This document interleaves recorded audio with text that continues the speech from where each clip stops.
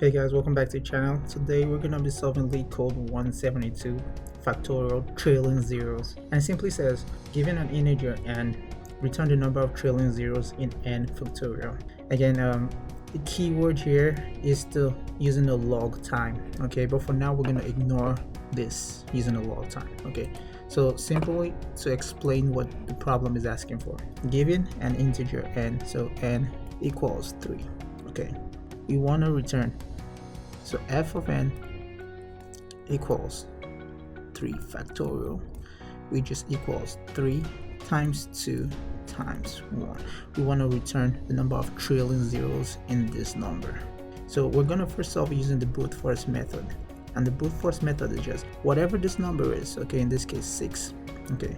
To get the trailing zeros, we just have to see how many times we can modulo this guy by 10 to get the trailing zeros. For example, say we had a number 270.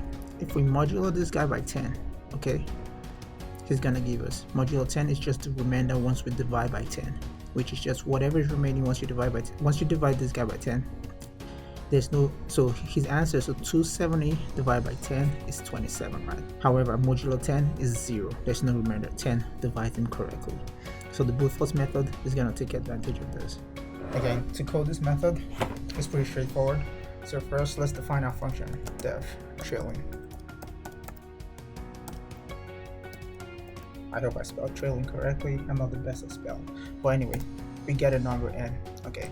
So this is our function. For now, let's just say pass, okay? And let's create our driver code to call the function. Okay, so for instance, let's say our example, let's say n equals 3, just like the example said. Okay, let's call the function. So print. So now I just want to call the function. Let's just go ahead and print n, just to make sure we're getting the right value. Okay, let's run it and see. Okay, good. So everything's looking good again. So like we explained, right? First thing I want to do, okay, is create our result variable. And it's gonna be what? The result is just like we explained in here. Our result is just gonna be, in this case of example of 3 factorial, our result is 6. Okay, that's just the number when you calculate the factorial. So I'm gonna create a function, a second function called factorial. I can just call it fact of n. Okay, so whatever number we pass into trailing zeros, he gets passed into fact of n. Okay, let me also go ahead and create the fact of n function. Fact. I can just copy and paste this. Fact. Okay, for now I'll say pass.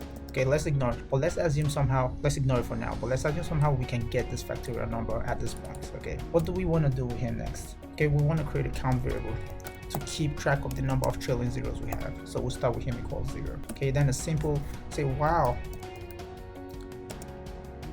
results.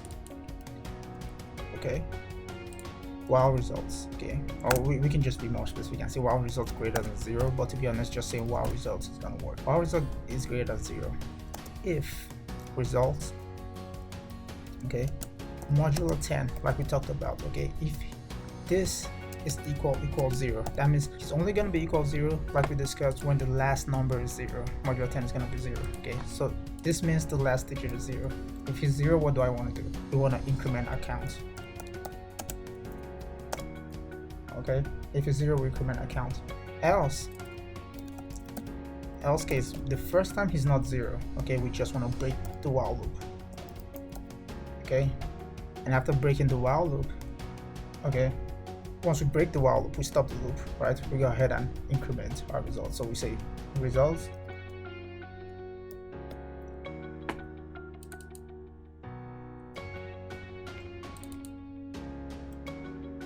actually results, not count. Okay, then let's do a floor divide. Okay, this is to keep track of this 270. We're gonna need this 27 number so we can keep doing this in the while loop. Okay, if it's else, we just want to break, but however, if it goes in the if block, it's not gonna break. We want to do it one more time, if that makes sense. If it goes in the if block, we want to divide him and check a second time if modulo 0 equals 10, but however, once it gets to the else block, it just breaks out of this loop completely. Okay, then once we go through this completely, we just want to return count. Again, keep in mind we haven't done this fact, so now let's go ahead and edit this fact. So factorial is pretty simple, right? We know the factorial. Watch my previous videos just to see what the factorial really is in code, but it's just saying if n is less than 2, okay, if n is less than 2, just return n, because factorial of 1 is just 1, factorial of 0 is just 0. Okay, most people don't care about 0 when it comes to factorials, but let's just take it like that. Else, what do we want to do? In the else case, factorial of n is what?